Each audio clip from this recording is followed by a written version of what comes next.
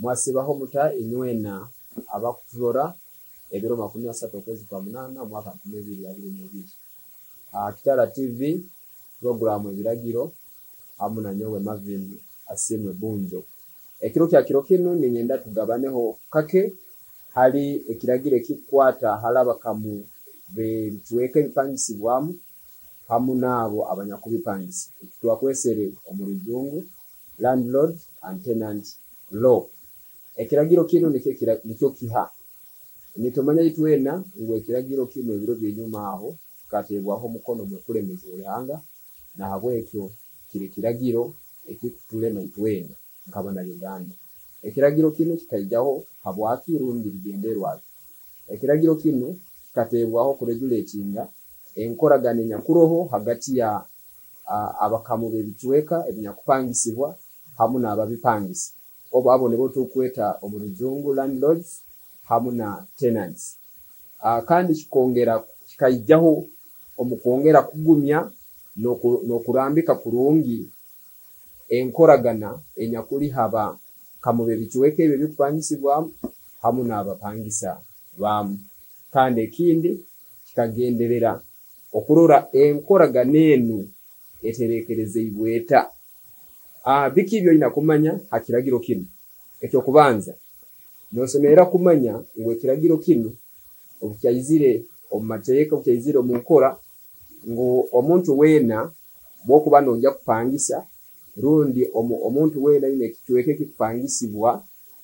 nasobora okutaha omundagano yobupangisa era ombuhandiki rundi okusobora kuba yombigamba rundi okusobora kuba enkoragana yabo ababiri bano netebwaho kusigikira halekyo ekiba kuba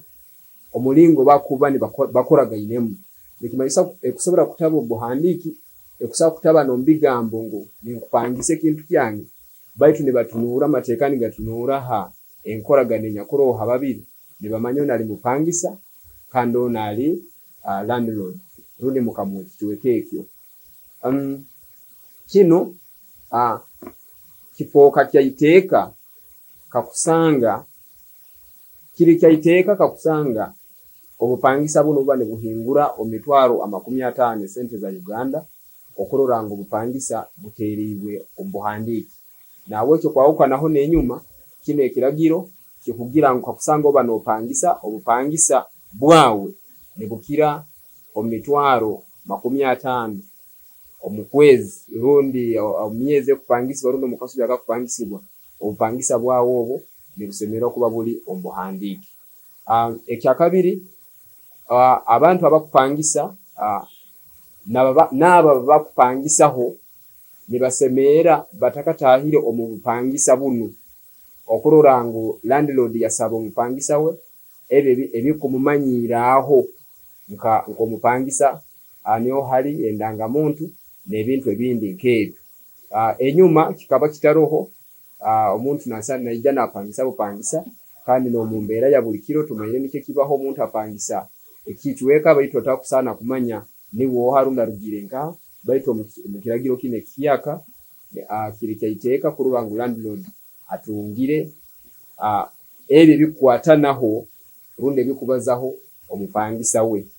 Ekintu ekindi kakusanga kiragiro kino nikigira kakusanga obanoye landlord mukamu ekichweke kikupangisibwa abana yenda okukwiho mu kichweka kino aina kuhereza ebiro emyezi mukaga omaiso na kumanyisa ngo wewe obupangisa bwawo burane buhwayo nja kuba ninyegarulire kichweka kyange kino kandi nja kuba ntakongerayo obupangisa bwawo. Ekindi omukiragiro kino ekya landlord na tenant law nikyongera nikituole kyangu kakusanga landlord abana agonza okuongeza esente z'obupangisa halo mupangisa we aina kuba namumanyisa omubiro 30 nkoko akugenda okuba namuongeza kandi ekiragiro nikyo kimu nikyongana kigamba ngo landlord aina okuongera ataina kurabya omubichweka 10 habuli 10 omukuongeza kwe sente zino katuhereze kyokulorwaho kakusanga omupangisa aba nasasura emiliyoni emu okwezi landlord bwakuba nayongeza habupangisa buno takusemera kuongeza sente ezikwingura omumitwaro 10 emitwaro 10 niyo 10% eya emiliyoni emu so bupangisa bukwa nibongezebwamu mu sente kino kiri annual kumaiso mu mwaka landlord rundi mukamukiweka takusemera takuikirizibwa kuongeza esente zikwingura obukiweka 10 halezo mupangisa aba namusasura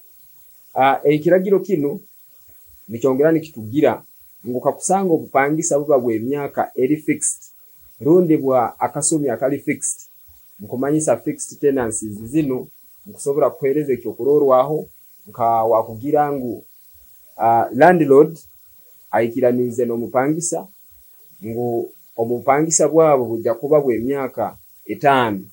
kandi obupangisa bukuba buli bwe myaka 5 nibusasurwaga buli mwaka emiliyoni 2 emyaka 5 ene bekubetaka hoirewo landlord nabata kuikirizibwa okuba nayongeza obupangisa esente z'obupangisa so buziko baikiranize ngu bali emyaka 5 tibakuba ni landlord naikirizibwa okuba nayongeza sente zo mpaka kasumi yako obukalibanika hwayo ekintu ekinde kyo ina kuba nomanya kiragiro kino kiri kakusanga landlord aba nayenda kusasuza security omupangisa we security nebaho omubusumi obundi osanga landlord nakugira kakusanga orajo mukiyoka kyange kino tinku kwesiga okusobora kisisa okusakitsa faza nabwekyo kandi hakumalira yo no maliro irukiro genzire bugenda kandi takugonza kuserura landlord nacho amuna agamba ngo jaga kunsasura esente ziti ziri in advance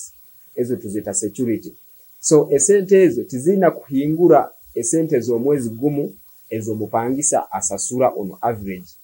ekyo kurorwaho kirikita kakusanga omuntu aba nasasura obupangisa bwe myezi esatu omaiso nasasura emitwaro 2 buli kwezi ejja kuba emitwaro 6 so emitwaro 6 eno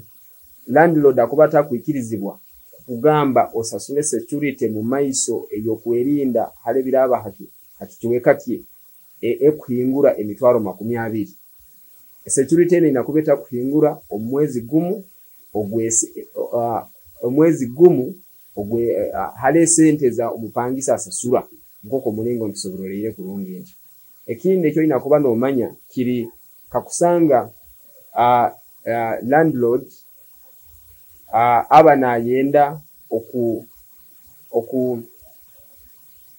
okubanja omupangisa alemereye nasemera hati kuba nagenda mu koti kurura yabanja omupangisa we esente ezo zatakasasuire ezo busomyo obunyakurabireho buli tukatwine ekintu ekitweta distress for rent hati ekyo kikarugaho hagarukaho ekyo claiming sente ezikuingana kasumi aka omupangisa wawe akuba atakasasuire ekyo bukikuba kiroka kusanga landlord acho amukugenda mu koti akongera naherezebwa obusobozi okutaha omukikiweka kine kyakupangisize omumaiso byekulembezi nka LC n'abandi kandi gonzo omuntu bwakupa omupangisa rugire mu kiombeko rundo mu kikiweka kya landlord we tiki kumanyisa ngo sente zino tarazisasule agaruka hanyuma yokuhuliriza ensonga ene nyakulo mu koti nasasule sente zine zikumubanje ekintu ekindi ekitwina okuba netumanya kiri bokuba eiteka lino tiri kuikiriza okusasuza advance abokuba nosasura ekyokurorwaho kiri obupangisa bwo mwezi gumu toina kuhereza advance ekukira omu mwezi gumu kukiha yo kurungi kiri tiki kuikirizibwa kwiyaho ababiri bakoragaine omupangisa na landlord we bakoragaine ngwa oramperezaga mu advance ye sente oba okuba osasuyire sente mu advance obwire obwo busumi obwo butakahikire kukuwaayo landlord takuikirizibwa okugarukira akakusaba esente zindi mu advance eyo obusumi obwo obutakahoireyo. Ebintu ebyo biri bintu ebike ebyoyina kuba nomanya hakiragiro kimu ekyomupangisa rundi nombo anyakuli mukamuwe wekichweka ekipangisibwamu. Ekichweka ekipangisibwamu kikusobora kuba kyombeko, kikusobora kuba eitaka eriri open nalyo balipangisa rundi ekintu ekindi mulingo nk'ogwo. Kyokka ekikulu muno ali mukamuwe ekyombeko rundi mukamuwe ekichweka ekipangisibwa hamuna omuntu anyakukipangisa otukweta omupangisa. Ebyo nibyo bike ebitukusobora ebitusemereire okuba nitwetegereza hali iteeka lino nkubasiima mwebale muno okuba nimutulora nkubasiima okutuhonderaga mubutoosa Kitara TV kandi nkubasiima habwokwerindira omukwetegereza. Sigaire ndi Marvin Asiimwe Bunjo Kitara TV program manya ebiragiro. Nkubasaba mugenda omaiso n'okutuhondera nimulaikinga page ya Kitara TV ha Facebook kandi na YouTube program eno ero. Mwebale muno mutyo muno kama Ruhanga bampero mwiza.